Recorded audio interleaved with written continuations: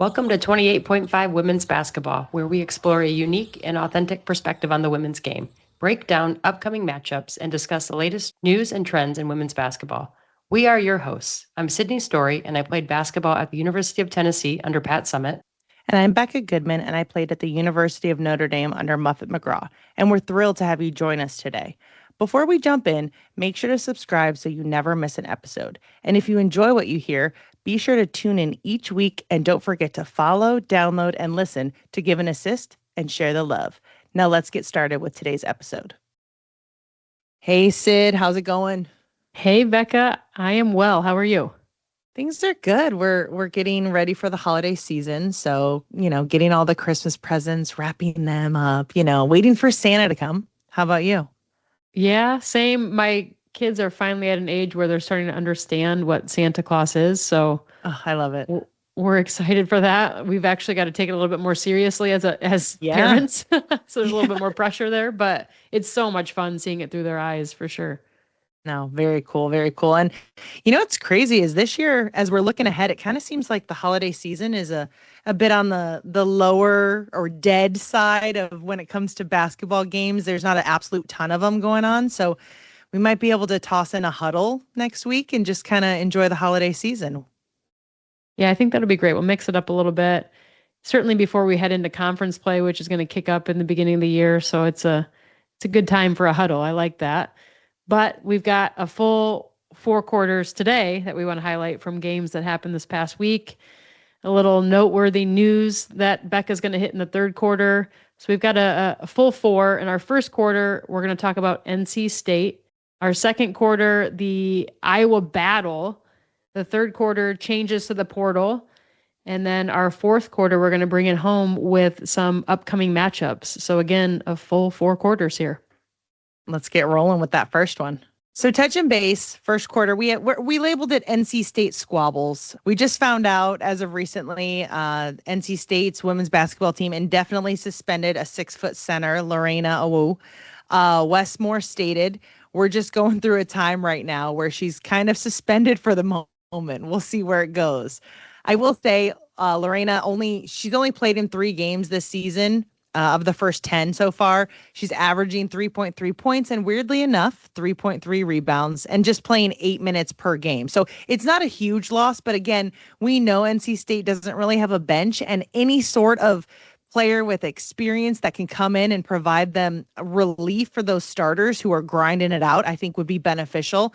Also important to note, she played in 31 games last season, but weirdly, again, average similar stats. So not a huge impact player, but I think for the 6'5" center, it's definitely a nice body to have. And it's just kind of, the times of what's happening in rosters, what's going on. Is NIL a part of any of this? You know what I mean? There's so much behind the scenes. We don't know. Let's be real. We don't know. But I could only imagine how stressful managing money would be in addition to grades, right? Because that still matters. Let's highlight that. And then overall play and just getting along with your team and all the pros and cons and ups and downs that go with that, right? So, Sid, what are your thoughts? Yeah, the quote from him is interesting, right? Where he says, we're just going through a time right now where she's kind of suspended for the moment. Like, what does that mean? I know. It's hard. To your point, we don't really know what this is. And we've seen this in our game recently, the past few years. I think about South Carolina's had a bout with this. We saw LSU have a bout with it. And so, I mean, we just see it in our game, and I think it gets brought up, and you hope that it's some growing pains here and Westmore can get things turned around for her, because obviously they need a full team heading into conference play, and they've had a really tough schedule so far. So you really want your whole team in full swing heading into conference play in this long season here. So hopefully they can get her back on the floor. Yep. Couldn't agree more. So just an update, NC State, who already doesn't have a deep bench, is down 1 player from the bench. There you go. All right. Second quarter, the Iowa battle. We want to spend some time here because this game is so much fun. Iowa played Iowa State this past Wednesday, and it was, I think, a really good game. Iowa State wins this one 74-69.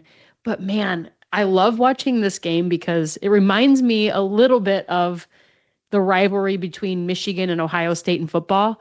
Like in women's basketball, these two teams just go at it. You can tell every possession they want this one. And I thought both teams showed up ready to play.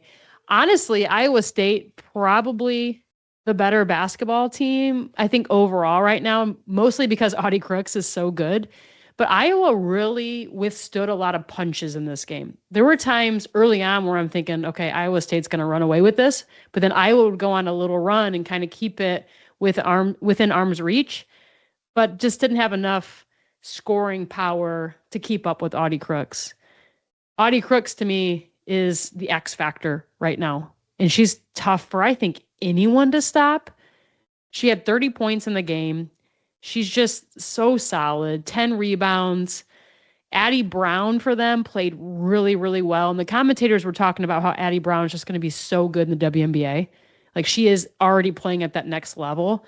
It helps when you've got Audie Crooks you can lob the ball into, right? And she takes up so much attention. But watching both those this is a really good duo in the game right now. And I think Audie Crooks is finally getting a little bit more hype. Like, I've had a couple people the past week come up to me and saying, wow, have you watched that girl play from Iowa State? That Audie Crooks girl? Because she's putting up huge numbers. Do. Yeah. They're like, what's that girl's name from Iowa State? Like, she's really good. And I'm like, oh yeah, she's been around. Like, but she's finally getting some of that hype. And man, she played well in this game, and a huge win for Iowa State. Like, for them to knock off Iowa, who was ranked number 12 at the time, it's a solid win for them. Again, it's the rivalry win, so it's tough for Iowa. Like, I look at Stolke, who's been there and has had such a good career for Iowa. Like, on the flip side, you want Iowa to show up and beat them at Iowa State. Like, that would be such a good road win for Iowa. And I don't know. So I was kind of torn on who I wanted to win in this one. But Audie Crooks, what are your thoughts, Becca? Like, how do you stop her? I think you need 1 to 2 people meeting her at the free throw line to keep her out of the paint. And I don't even think that's fair. She's just so strong. She uses her body so well. Both these teams came into this game undefeated and only one left with a W. So I just think it's super important that really shows Iowa State. We haven't talked about them a lot, but remember, we've been sprinkling in some Audieism, right? Like, we've been adding in the fact that she's been rolling when it comes to scoring points. Iowa had no answer for her. She was completely unstoppable. And I will just give so much credit to those Iowa State guards to be able to get her the ball consistently. I don't think that's highlighted enough. She creates that space by holding her girl off, but the guard has to lob it perfectly so that it falls back down to where her hand is, or even maybe up and around like a rainbow, like around the defense, so that Audie can get it and then go up strong. So I just think credit to them. I would keep feeding her all day, become an all-time assist leader because it's working. I do want to highlight Iowa had Ava Heaton, who we've highlighted before. She's been, averaging a team best 16 points per game. She was limited to just 16 minutes because of foul trouble in this game. So not saying that maybe it would have made a difference. I mean, Audie would have got her points off regardless. And I think another big body inside where her and Stolke could have played a little 4-5 action, that could have helped Iowa a bit more. But again, as you mentioned, there were times that it looked like Iowa State was going to run away with this, but Iowa really fought back. And how good is that? I want to highlight both. I think a lot of times we talk about Iowa, but these are two great state of Iowa teams. Like, this is crazy. When would we ever say that this is a top 10 and 12 matchup for Iowa? And right.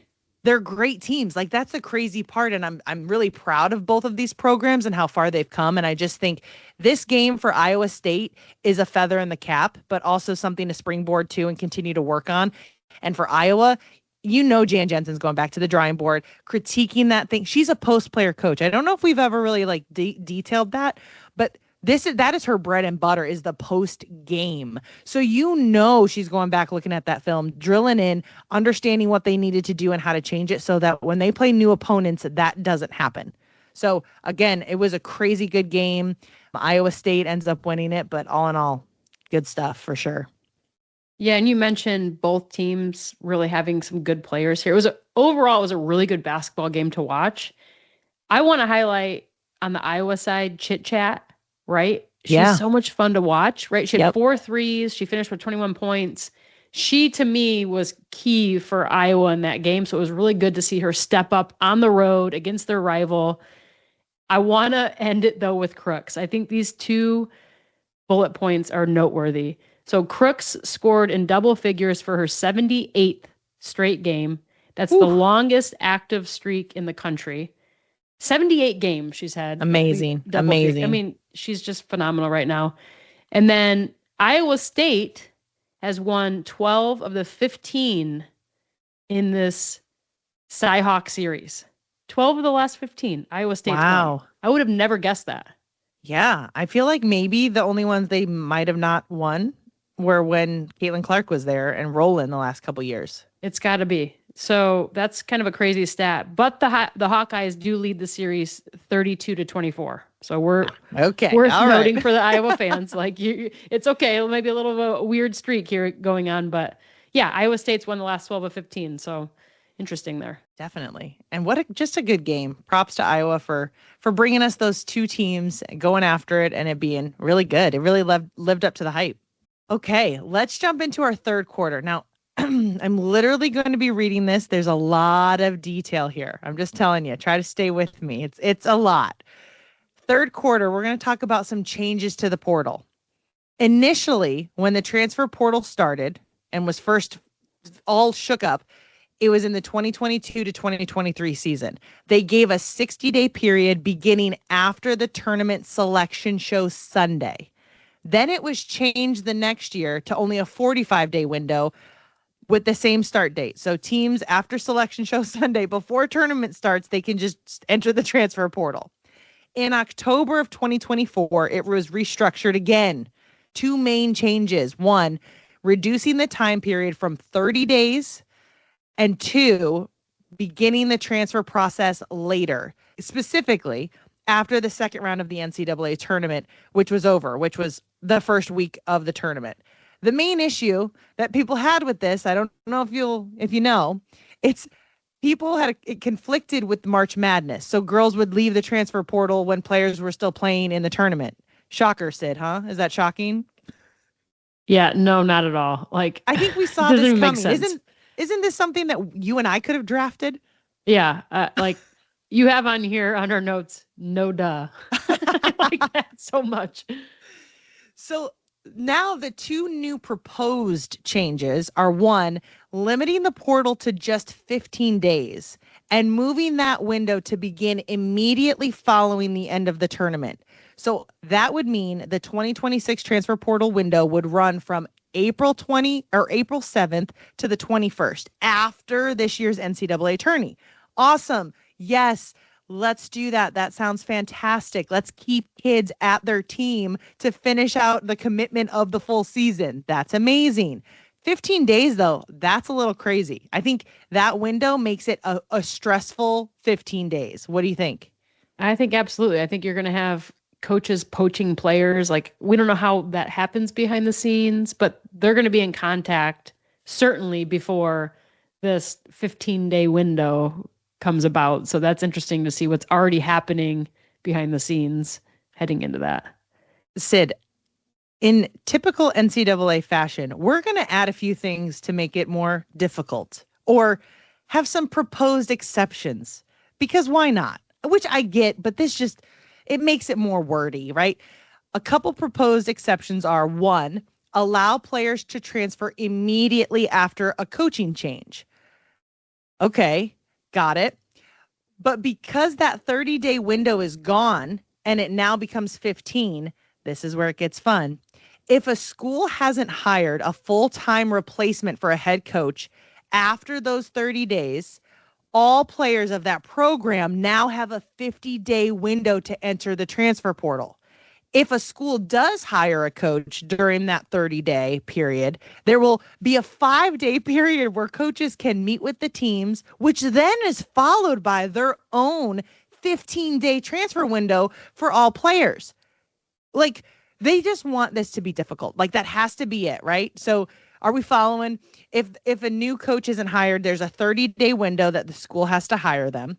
And then if they don't within 30 days, the players get 15 days in a transfer portal. But if they hire a coach within the 30-day window, then the coach and players get 5 days to date each other, and then the players get 15 days after that 5 days. Like, who's going to keep track of this? Nobody. It's ridiculous, actually. I hate the transfer portal. I wish it. Back when we played, it was rare that you transferred. Very rare. Because you had to sit out. I don't think people wanted that. You had to sit out a whole year and wait. And now it's like the norm. Yeah. So, yeah, and these rules to me almost mean nothing. I think a lot of this is going to get broken. It's too Nobody's complex. going to police. Yeah. Yeah, absolutely.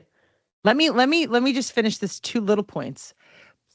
So basically they're suggesting that players on teams that have a coach fired after January 1st, they have to wait until the transfer portal window in April. Okay, that seems a bit more concrete. Thank you. So the 30-day window of a new coach, no coach, that doesn't really matter. But I just want to highlight all this with these changes are all proposed. They're going to be reviewed in January, so in a month. And if they're approved, they'll be implemented for the new rules for April 2026. Okay. So I'm for some of these. I think that whole like exceptions and coaching changes, it's going to be yucky any way you look at it. But I think there's nobody going to be watching that. Like, let's be real. Why even make it a thing? If I understand you have to have some sort of leeway or structure around that type of change, I just think this made it a little added stuff. Just added more stuff. Absolutely. Yeah, I think the one thing for me that I do like is obviously if your coach leaves or gets fired, it changes. But for most players who coaches don't leave, who don't have coaches that leave, sounds like you have to wait till after the season is officially over. That's a good thing. Yeah, I agree. That. Completely agree. Also, it puts pressure on new coaches coming in. You better wine and dine those 5 days or else the whole team can jump ship. That's pretty crazy.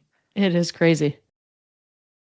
Let's jump into our fourth quarter. We had some really good weekend games from the past weekend, starting with on Saturday, number 9 Oklahoma, quite convincingly beating number 24 Oklahoma State 92-70.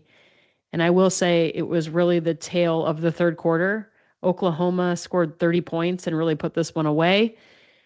I thought Oklahoma State held their own in the first half for the most part. You had the freshman phenom Chavez, who didn't score until far into the first half when she opened it up with some free throws.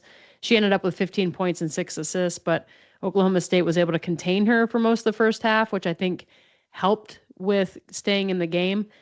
But for the Sooners, it's hard to stop Reagan Beers. She had 22 points, 12 rebounds. Her and Verhulst together are just such a great duo. They play so well together. You can tell that they've played for a while with each other, and really hard to stop Oklahoma. They can put up some points. All 5 starters finished in double figures. I just think Oklahoma's the real deal here. It was fun to see Oklahoma State compete. Obviously, this is another in-state rivalry game that happened over the weekend. But man, those Sooners, I think they're the real deal. What's your thoughts, Becca?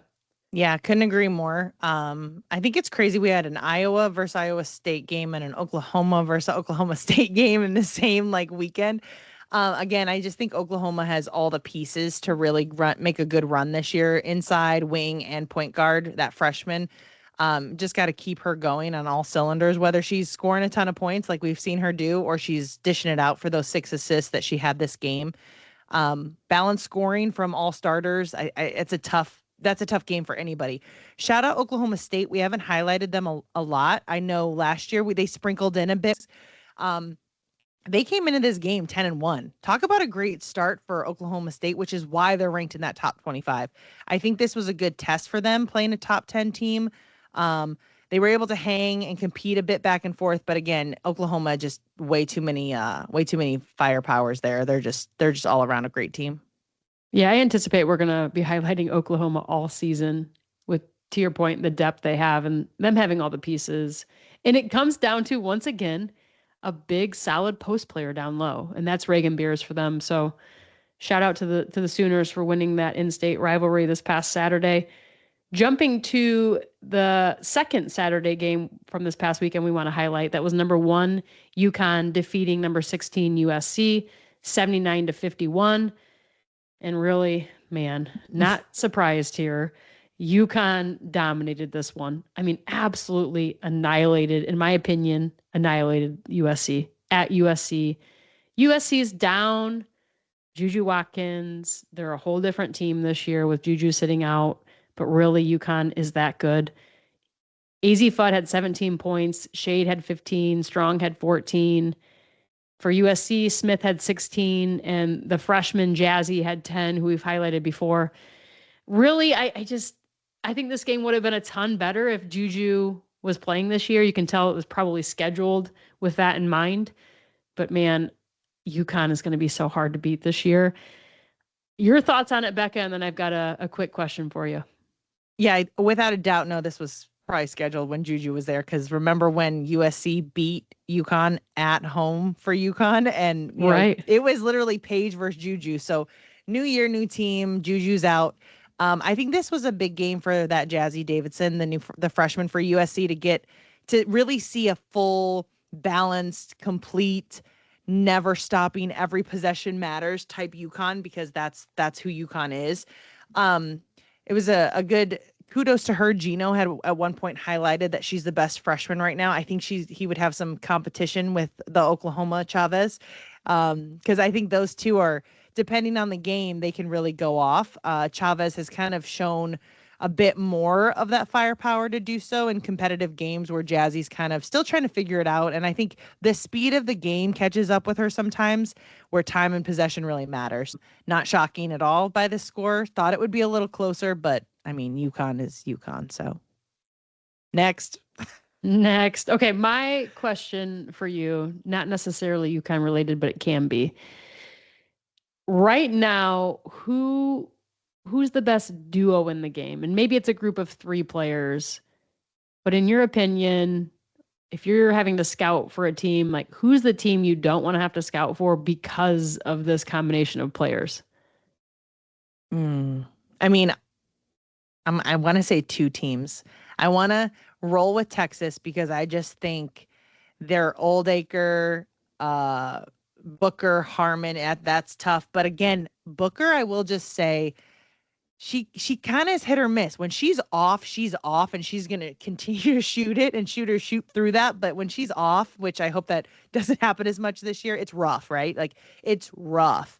I will say, I just think Fudd, Strong, and you can put anybody with that. If you want to throw Shade in there, if you want to throw that K9, they call her K9, Heckle who transferred from USC to play at UConn. I just think they're so dominant because they're so smooth. They're so confident. They have so much control. I would hate to, it's UConn. I would have to hate to do those 2 to 3 duos for UConn for sure, because they're just so versatile. You can say it's a, that 2-man game, but with Strong in there, it's terrifying. The fact that she can bring the ball up, she can shoot threes. It's basically two really, really freaking good players. Yeah, and that's why I wanted to ask you right after highlighting this UConn game, because I don't know how you stop that group of players, those group of players right now. Like, Strong and Fudd together, they are that good. And to your point, you can mix in some other guards and some other players with UConn, and I think that's so tough to stop. It's not like you're trying to stop one player on the court. You've got to try to stop the combination of players, and I think that's really tough because UConn has some of the best players in the country, and the way they play together is unmatched. I like the Booker, the Oldacre, the Harmon. I think Texas has a lot of that going on, and that makes it tough to scout them and try to beat Texas. The one that I think is the dark horse here, and I want to see it happen and evolve throughout the season, to me, is Tanaya Latson with Joyce Edwards at at South Carolina, right? Like, yeah. If you can get Latson playing her game the way she played last year for Florida State and what she's capable of, plus Joyce Edwards, that's a tough duo to stop also. We just haven't really seen them play together as much yet. Yeah. No, I agree. Yeah. And so that one to me is a potential by the end of the season. I also think, and we highlighted them already, Beers, Verhulst, Chavez for Oklahoma is a tough one. LSU, we can't forget about them. They've got Malaysia Fawali, Flau'jae Johnson, Michaela Williams. LSU is the real deal with that trio of players. I think this is the game right now for the women's side, right? Like, if you can get 2 to 3 players that play well together, that are really, really good in their positions, you're a hard team to stop. And then you focus on defensively, your rotations and bringing it on the defensive end, but offensively, what problems you can pose for teams for scouting and trying to beat them throughout the course of the season. Like, I just think some of these teams, they're not even necessarily that deep when you stop and look at it, but they've got 2 or 3 players that show up day in and day out consistently and are that good. Then you're a good team right now. And I think the efficiency of these players and how good they've become in their positions really adds to that.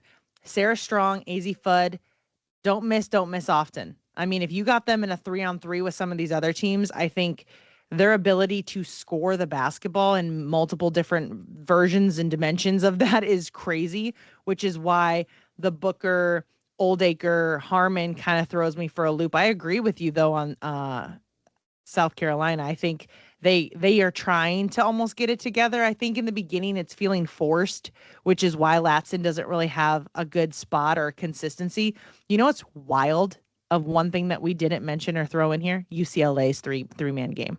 Because you have Kiki and you have Lauren. But you know what's crazy to me is I saw cracks in Lauren Betts's game the last couple games that she's had, and she's almost, I'm not going to say pouted. I think she just was really mad at her play. But like, her guards were going off, which when you get them going and get games where they have confidence and maybe you only have 5 points, like, let it roll. You're going to need them down the line. You got to get them those reps. I just think they're kind of still working things out, which is kind of what South Carolina is doing as well. So I agree with you. And I just think pairing it with 2 to 3 really good players who do their job well with a level of high efficiency is scary. It's scary. Yeah, absolutely. And it's fun to watch how these coaches strategize with the offensive players that they have. We've talked a ton about Texas and the offensive package they have. Gino knows how to put together offenses with his players. That there's no question there. I think it's a true test for Dawn. She's one of the best coaches in the game. Not knocking that for a second. But how do you bring in a transfer with Latson and get her playing with a Joyce Edwards and the rest of your team to really complete the package of what you're going after there? And obviously with Latson, it's points. You need her scoring 20 a game. So how do you figure that out? And that's going to be interesting to watch. But I totally agree. UCLA, I didn't even think about them. That's another one. I mean, how could I forget? I'm a huge Kiki Rice fan and what she brings, but obviously Lauren Betts is one of the best post players in the country. So, and UCLA has other really good guards also. That's another one. And once again, one of the top teams in the country, where you can go through and go down the line of their roster, and you just need a couple, 2-3 players that are really bringing it, and it makes a huge difference. Absolutely. Let's jump into Sunday's game. Still staying in that fourth quarter, where we're going to highlight a bit about number 2 Texas beating number 14 Baylor. This was another big game. I think the score won't really tell the full story. Texas ended up winning 89-54, keeping Texas undefeated. They've had a crazy schedule so far. They started out on a pretty good run of 16-0 in that first quarter, and Baylor added 6 turnovers during that run. So that's never a great start to the game. But I think they were in it, not really, but possible, right? Until Baylor's Talia Scott went down in the middle of the second quarter with a pretty nasty ankle sprain. It was one of those when they showed it on replay, like my stomach dropped because, if you've had a bad ankle sprain, you just see it and you're like, dang, that's going to be a minute. So she went out and obviously did not return. And after that, I mean, Baylor didn't really have any hope of making it a competitive game.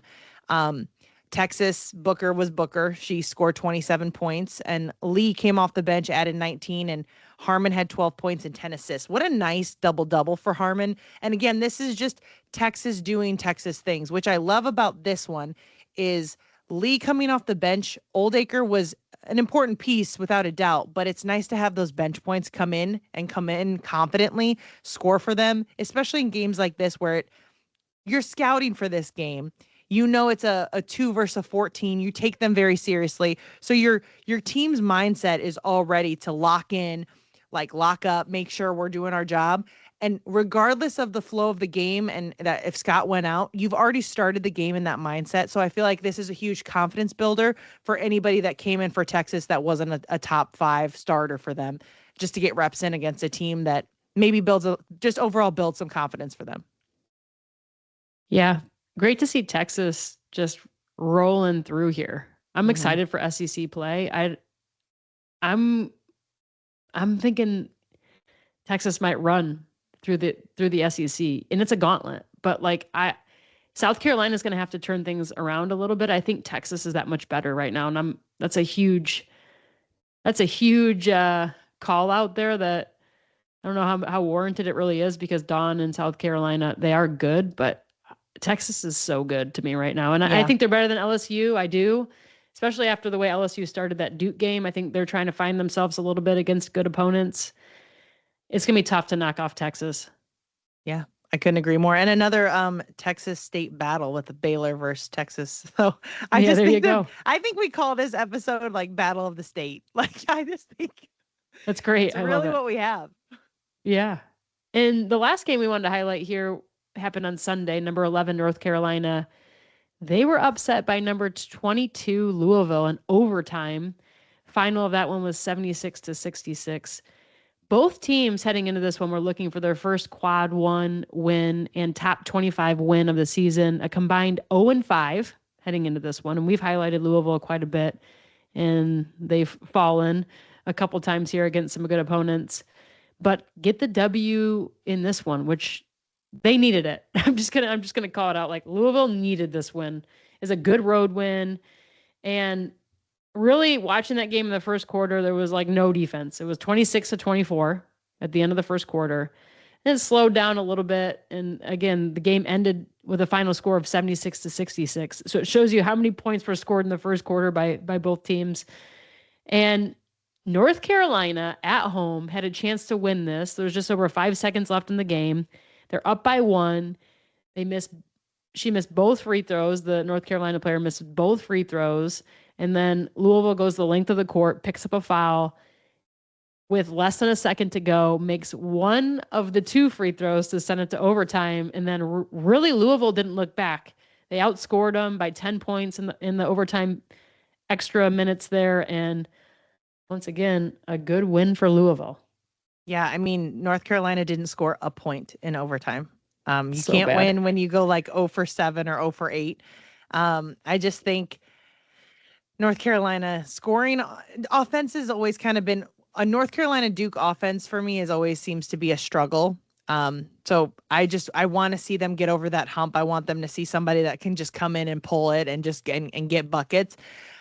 Great win for Louisville. They came off of a closer game with UConn, right? So seeing Louisville really turn the corner on this is I think really great. We've talked about them a bit, trying to find themselves early, had some losses early on that I didn't think, I think it kind of set them back. So for them to still stay in the top 25 and get this win against the number 11, I think is huge for them. Confidence, morale, all of the above, kind of just knowing where your ceiling is and keep breaking through it, right? Getting girls confidence. And that Barry, their guard, I mean, she's good. And she really feeds off of Jeff Walls as a coach. She's on the sideline joking with him. He's hugging up on her. They're getting, just that overall morale was good. So I feel like he's almost shaping her like a Haley Van Lith to a degree, where he has that one guard that can really lead the troops, keep them together, and just make big plays. So great win for Louisville at the end, for sure. Totally agree. And we've got a quick OT of our own here with some upcoming matchups. Becca mentioned it. We're kind of getting a little bit of a lull heading into the holiday season here, so not a ton of top 25 matchups to look forward to this week. The 2 that we are going to highlight happen on Saturday, December 20th at the Barclays Center on Fox. Number 18 at the time that we're recording this, Tennessee plays number 22, Louisville at 11 a.m. Eastern. And then number 1, UConn plays number 11, Iowa, again at the time we're recording this, 1:30 p.m. Eastern, again on Saturday, and on Fox right after that Tennessee-Louisville game. So those are 2 solid ones to look forward to come Saturday. What are your thoughts? Who you taking in both game, Becca? Yeah, I'm not expecting any upsets here. Tennessee just has too much. They're too athletic. They're too all over the place, and there's too many of them for Louisville, I feel. So rolling with number 18 Tennessee to beat number 22 Louisville, and then UConn is going to UConn. I think it's going to be a tough challenge for Iowa, especially inside. But I think this is another piece where we'll see Jan Jensen maybe provide some different levels of defense against that UConn players, especially after just playing Audie Crooks. I think it's going to be important to see how they tweak and change and make difference. Yeah, I think Tennessee and UConn, two of the historic blue bloods there, I think they're going to run away with it on Saturday, but you never know. Louisville coming off of a good win against North Carolina here. Iowa, maybe they learned a lot from that Iowa State game, and UConn has an off night, and they play them close, and you just never know, but it's going to be really tough to beat UConn right now. All right, let's go ahead and wrap up today's episode. Really appreciate, as always, everyone listening. Shout out to Becca, who's been doing all of our social media. So thank you, Becca, for all that time spent there. We hope you do check us out on our socials. And if we don't talk to you, because we're going to have a huddle coming up that's going to drop next week, we hope everyone has a great holiday season. Yeah, I couldn't agree more. Send us questions if you want those added to any of our huddles. We have a few already in the pipeline, so we're going to address those first. But if there's anything you want to ask us or throw out to us for us to banter on, definitely let us know. Hope everybody has a happy holiday and get some time to relax and enjoy the weather wherever you are. Yeah, and I think it's worth just calling out what a huddle is. It's just Becca and I answering questions that you all have submitted. So it's a little bit different than our traditional episode, but they're fun. We love fielding those questions and answering those questions. So to Becca's point, submit any questions that you have on our socials and we'll hit them in the upcoming huddle. Thanks, Becca. This was a great episode and appreciate all of you. We'll talk to you soon, Beck. See you, Sid. That's the 28.5 final buzzer for today's episode. Don't forget to hit follow and download on your preferred podcast platform to catch every play-by-play. New episodes drop each week throughout the season. If you've enjoyed our courtside chat, drop us a review or follow us on our social media accounts where you can send us questions that may be selected for our Team Huddle Q&A episodes. And remember, from females who have played the game, the size of the ball matters.